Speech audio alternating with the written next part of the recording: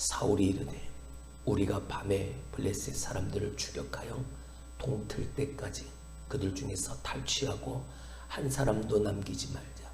무리가 이르되 왕의 생각에 좋은 대로 하소서 할 때에 제사장이 이르되 이리로 와서 하나님께로 나아가사이다 하며 사울이 하나님께 묻자오되 내가 블레셋 사람들을 추격하리이까 주께서 그들을 이스라엘의 손에 넘기시겠나이까 하되 그날에 대답하지는 아니하시는지라. 사울이 이르되 너희 군대의 지휘관들아 다 이리로 오라. 오늘 이 죄가 누구에게 있나 알아보자. 이스라엘을 구원하신 여호와께서 살아계심을 두고 맹세하노니 내 아들 요나단에게 있다 할지라도 반드시 죽으리라 하되 모든 백성 중 한 사람도 대답하지 아니하며 이에 그가 온 이스라엘에게 이르되 너희는 저쪽에 있으라. 나와 내 아들 요나단은 이쪽에 있으리라. 백성이 사울에게 말하되 왕의 생각에 좋은 대로 하소서 하니라. 이에 사울이 이스라엘의 하나님 여호와께 아뢰되 원하건대 실상을 보이소서 하였더니 요나단과 사울이 뽑히고 백성은 면한지라. 사울이 이르되 나와 내 아들 요나단 사이에 뽑으라 하였더니 요나단이 뽑히니라. 사울이 요나단에게 이르되 네가 행한 것을 내게 말하라. 요나단이 말하여 이르되 내가 다만 내 손에 가진 지팡이 끝으로 꿀을 조금 맛보았을 뿐이오나 내가 죽을 수밖에 없나이다. 사울이 이르되 요나단아 네가 반드시 죽으리라. 그렇지 아니면 하나님이 내게 벌을 내리시고 또 내리시기를 원하노라 하니 백성이 사울에게 말하되 이스라엘의 이 큰 구원을 이룬 요나단이 죽겠나이까. 결단코 그렇지 아니하니 여호와의 살아계심을 두고 맹세하옵나니 그의 머리털 하나도 땅에 떨어지지 아니할 것은 그가 오늘 하나님과 통역하였음이니이다 하여 백성이 요나단을 구원하여 죽지 않게 하니라. 사울이 블레셋 사람들을 추격하기를 그치고 올라가매 블레셋 사람들이 자기 곳으로 돌아가니라. 아멘. 피상적 종교 행위에 붙들려 있던 사울과 그 껍데기의 신앙을 가지고 있던 사울, 그리고 그와는 반대로 참된 믿음의 사람이었던 요나단 사이에서 오늘도 사무엘서는 과연 이스라엘을 구원하는 참된 신앙이 어떤 것인지에 대해서 결론을 내어주고 있습니다. 무모하고 실제적이지도 못한 종교적 열심, 껍데기의 신앙은 결국 하나님께도 그리고 이스라엘 백성에게도 용납되어지지 않는, 받아들일 수 없는, 받지 않으시는 그런 결론을 만들어 가고 있죠. 껍데기의 신앙은 아무것도 아닌 겁니다. 그냥 형식만 가지고 있는 신앙은 아무것도 아닌 거죠. 그저 교회만 왔다 갔다 하는 것이 아니라 성전의 앞마당만 밟고 하나님 나왔습니다. 얼굴 도장만 찍고 가는 게 아니라 하나님이 이러하셔도 저러하셔도 하나님의 말씀에 따라 순종하는 삶을 살아가는 참된 믿음이 아니고 그 어떠한 것도 아무 유익이 내게는 없는 겁니다. 껍데기의 신앙은 힘이 없습니다. 조금만 어려움이 있어도, 조금만 힘들어도 그 신앙, 그 껍데기의 신앙은 무너져 내려버리고 마는 거죠. 하지만 참된 신앙은, 구원은 사람의 수가 많고 적음에 달려있지 않다. 하나님의 역사하심, 하나님의 일하심을 바라보며 그 거친 언덕길을 비탈길을 바위산을 올라가는 것이 참된 믿음입니다. 그 참된 믿음의 결과가 승리로 하나님의 역사하심, 성령의 역사하심으로 나타나게 되어지는 그 삶의 주인공이 되도록 만들어가는 것이죠. 할렐루야. 여러분에게 그 참된 믿음이 다시 한번 있게 되어지길 주님의 이름으로 축원합니다. 우리는 눈에 우리의 삶에, 우리의 눈에 어떤 보이는 결과가 없으면 아무런 가치가 없고 의미가 없다라고 그렇게 여기고 그렇게 생각하는 성과주의, 그런 시대를 우리가 살아가고 있습니다. 뭔가 보이고 뭔가 주어지고 그래야 네가 그렇게 행하는 것에 의미가 있지 라고 생각하는 그 시대가 바로 지금이죠. 눈에 보이는 것이 없으면, 내 손에 당장 들려지는 어떤 응답이 없으면 아무 의미 없는 것으로 여기는 그런 시대를 우리는 살아가고 있습니다. 신앙생활할 때도 마찬가지죠. 우리는 늘 하나님 앞에 구합니다. 하나님, 당신의 일하심을 우리에게 보여주옵소서. 그런데 그 하나님의 일하심이 보이지 않을 때, 그 하나님이 침묵하고 계실 때, 하나님은 마치 아무 일도 하고 계시지 않는 것처럼 여기고 살 때가 있습니다. 그러나 하나님은 그러한 침묵을 통해서도 우리에게 분명히 말씀하시는 분이십니다. 할렐루야. 그 침묵을 통해서도 하나님은 당신의 역사를 만들어 가시는 분이십니다. 할렐루야. 우리가 그 하나님을 믿어야 합니다. 내가 좋을 때만, 내가 기쁠 때만 내 하나님이 아니라, 내 마음에 들지 않고 내게 기쁨이 없을 때 당신의 하나님, 이렇게 되어지는 게 아니라 오늘도 나의 하나님, 내일도 나의 하나님, 이럴 때나 저럴 때나 늘 나의 하나님, 그 하나님을 고백하면서.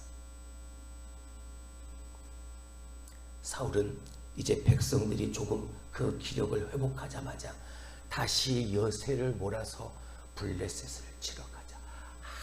하나도 남기지 말고 저들을 치러 저들을 죽이러 가자 라고 백성들을 몰아세웁니다. 여전히 사울은 자기 자신의 생각과 자기 자신의 뜻으로 전쟁을 치르려고 합니다. 지지난 시간에 우리가 보았던 요나단의 마음과 요나단의 생각과는 전혀 다르죠.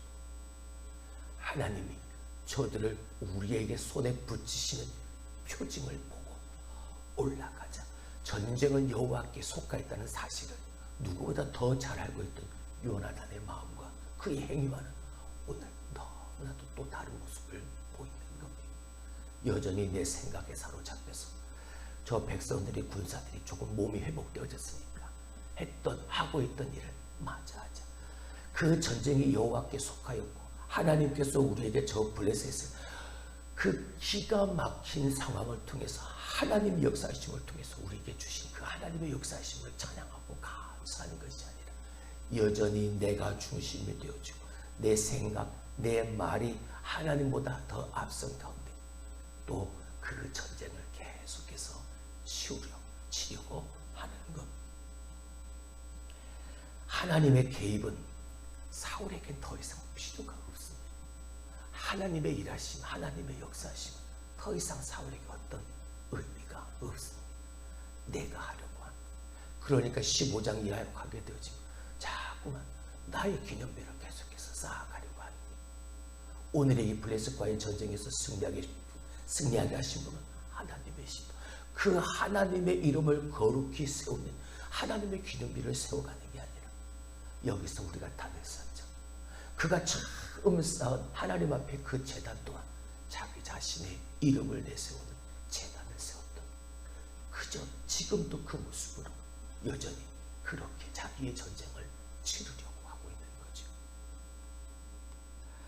우리는 어떤 일을 하든지 하나님이 늘 나와 함께 해주시기를 구할 수 있어야 합니다. 할렐루야. 늘 말씀드리죠. 우리는 그 하나님의 은혜 아니면 살 수 없습니다. 하나님의 그 은혜 아니면 설 수 없습니다. 그 은혜로 살아가는 우리가 무엇을 먼저 구해야 되겠습니까? 그 하나님의 함께 하심을 구하는 거죠. 은혜를 주시고 역사하시는 하나님, 오늘도 나와 동행하시기를 그렇게 구하는 게 그게 먼저입니다.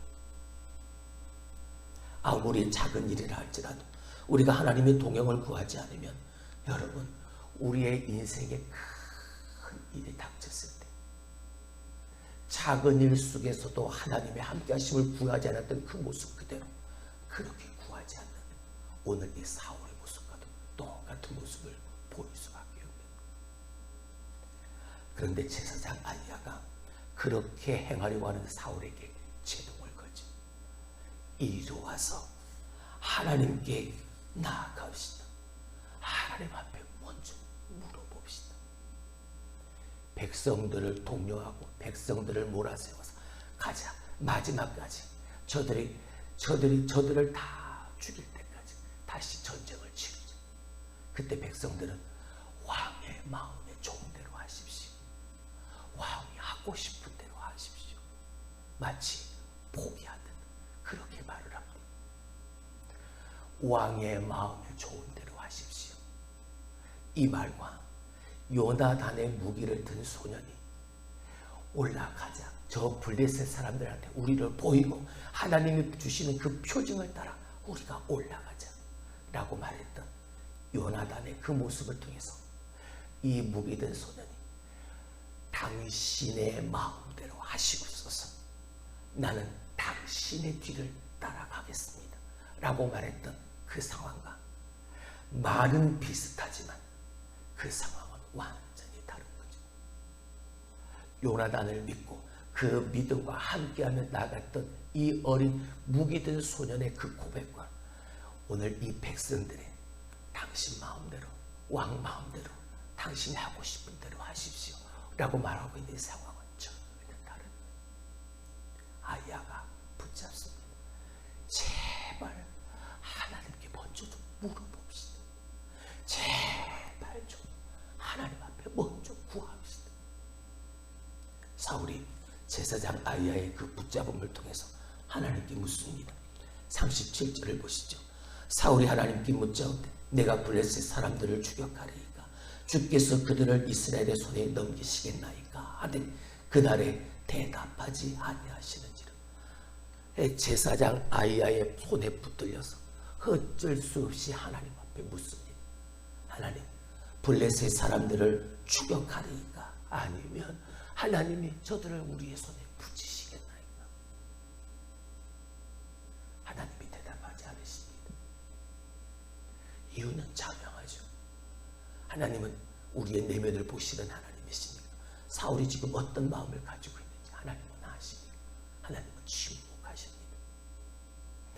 여러분, 하나님이 말씀하시지 않는 것처럼 느껴지고 하나님이 침묵하실 때 가장 먼저 해야 될 일은 무엇일까요? 하나님이 왜 내 기도에, 내 부르짖음에, 나의 구함에 하나님이 왜 응답하시지 않을까? 하나님이 왜 침묵하고 계실까? 무엇해야 합니까? 나를 돌아봐야 합니다. 무언가 하나님의 마음에 합하지 못한 내 말과 나의 행위가 있으니까 하나님이 응답하시지 않는 것은 아닐까? 내가 뭔가 하나님을 기쁘시게 하지 못하니까 하나님이 침묵하고 계시는 건 아닐까? 근데 사울은 어떡합니까? 아이야의 손에 붙들려서 어쩔 수 없이 하나님 앞에 묻기는 했지만 그 어쩔 수 없이 행했던 그의 껍데기의 신앙이 결론을 보여주죠. 왜 그의 신앙이 껍데기의 신앙에 불과했는지 완전히 보여주죠. 뭐합니까? 38절을 보죠. 사울이 이르되 너희 군대의 지휘관들아 다 이리로 오라. 오늘 이 죄가 누구에게 있나 하라고자. 자, 하나님이 응답을 하시지 않는다. 하나님이 침묵하고 계신다. 누가 죄를 지었느냐? 누가 죄인인가 한번 뽑아보자. 알아보자. 여러분, 결국 하나님이 말씀하시지 않으시고 하나님이 침묵하시지 않은 이유가 무엇이었겠습니까? 성류나무 아래서 그저 이렇게 할까 저렇게 할까, 그저 그 성류나무 아래에 있었던 사울의 모습을, 자기의 그런 껍데기의 신앙을 보지 못하는 나의 모습, 나의 잘못, 나의 죄의 결과임을 알지 못하는, 누가 죄를 지었나 보자. 여러분, 어디서 많이 본 듯한 상황 아닙니까? 여호수아 7장에 저 여리고 성을 무너뜨릴 때 내 것을 취하고 내가 갖고 싶고 내게 유익이 되어지는 것을 골라 훔치고 그걸 숨겨놓았던 아간의 죄를 들춰내기 위해 제비를 뽑았던 그 상황 그대로 오늘 사울은 그렇게 말하고 있는 겁니다.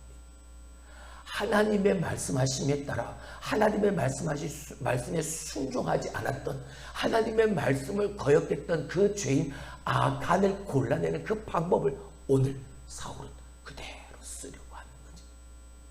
내가 죄인이고 내가 죄를 지었고 내가 하나님의 마음을 기쁘시게 하지 못했는데 바로 내가 그 당사자인데 나를 보지 못하고 누가 그 죄인이냐, 그 화살을 다른 사람에게 돌리는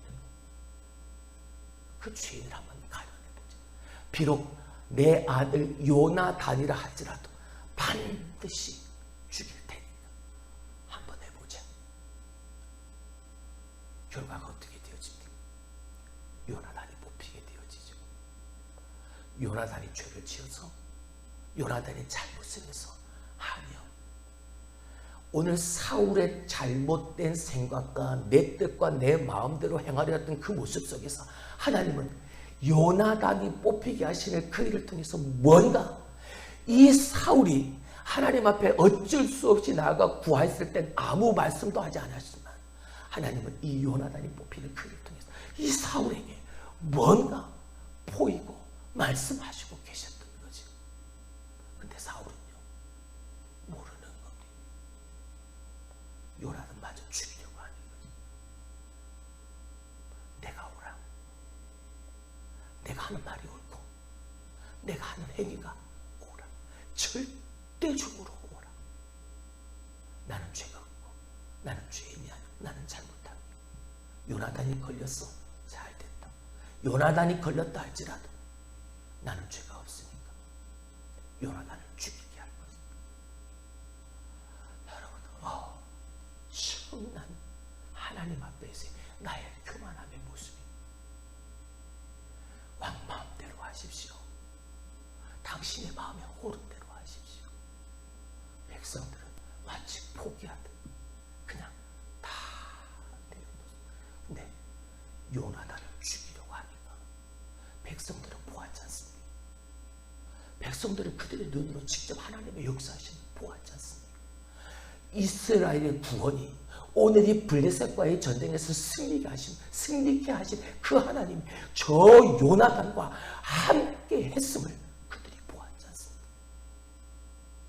얼토당토하는 명령으로 백성들을 금식하게, 먹지 못하게, 음식을 입에 취하지 못하도록 만들어 놓고서 요나단이 그 지팡이에 꿀을 조금 찍어서 그 꿀을 먹었다고, 왕의 명령에 순종하지 않았다고, 왕의 명령을 따르지 않은 그 죄인이 누구냐? 가려내려는 여전히 자기 생각, 자기 위주의 삶을 살아가는 이 사울에게 하나님은 보이시는 겁니다. 이스라엘과 함께하는 하나님의 역사가 누구를 통해 일어났느냐? 누구를 통하여 하나님은 일하시느냐? 어떤 믿음을 통해서 내가 그 믿음에 역사하느냐?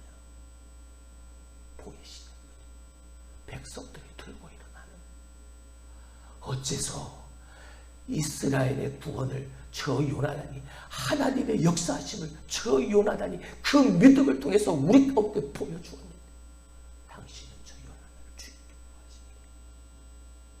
백성들이 들고 일어나니 사울은 아무것도 하지 못하고 그저 지금 자기가 하려고 했던 그 모든 것들을 접고만. 사랑하는 성도 여러분, 하나님이 침묵하시는 원인을 누군가의 죄로 돌려버렸던 사울. 나 자신을 여전히 돌아보지 못하고 나 자신의 불신앙, 나 자신의 껍데기의 신앙, 그 믿음, 그 신앙이 가짜인 것을 나 스스로가 깨닫지 못한 채 하나님의 흔적을 지우려고 하고 내 이름의 기념비를 세우려고만 하는 이 사울의 모습을 하나님은 우리에게 보여주십니다. 껍데기 신앙의 결과는 이런 모습일 수밖에 없는 것이라고. 피상적 종교 행위에 붙들려 있는 자의 모습은 이럴 수밖에 없는 거죠.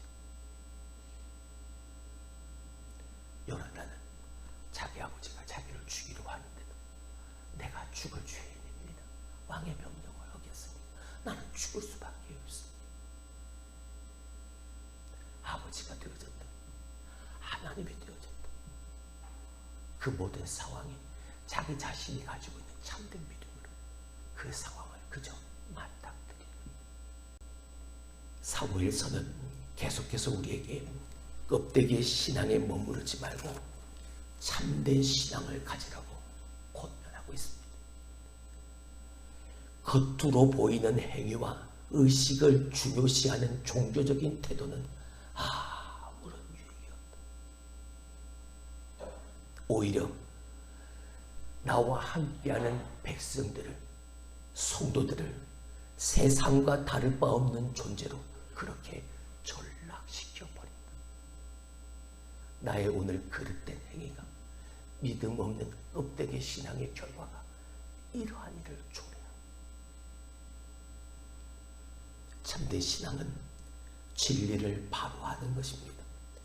참된 신앙은 살아계신 하나님을 의지하는 것입니다. 참된 신앙은 세상에서 두려움 없이 믿는 자답게 살아가는 겁니다. 그게 참된 신앙입니다. 요나단이 그 모습을 우리에게 보여주고 있습니다. 껍데기의 신앙은 이런 것이다. 너무나도 자세하게 사울은 우리에게 보여주고 있습니다. 사랑하는 성도 여러분, 오늘 내가 가지고 있는 믿음은 참된 믿음의 믿음 아니면 껍데기의 신앙에 불과합니다. 그 껍데기의 신앙을 가지고 마치 그것이 참된 믿음인 양 착각 속에 빠져 있지는 않습니다. 어제도 말씀을 드렸던 믿음은 순종은 듣는 것이라 말씀드렸습니다. 하나님의 말씀을 듣는 것부터 순종은 시작되어지는 것이다. 하나님의 음성을, 하나님의 말씀을 들으려고 하지를 않는데 어떻게 참된 믿음이 바요시 되어질 수 있겠습니까? 말씀을, 음성을 들으려고 하지 않는 그 믿음이 어떻게 참된 믿음일 수 있겠습니까? 그죠? 껍데기의 믿음, 껍데기의 신앙에 불과한 것입니다.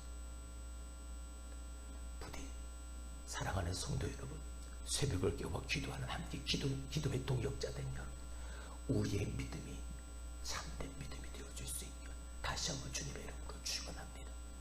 오직 하나님의 역사하심을 바라보면서 우리의 구원은, 우리의 회복은, 우리의 변화는 사람의 수가 많고 적음에 달려있지 않다.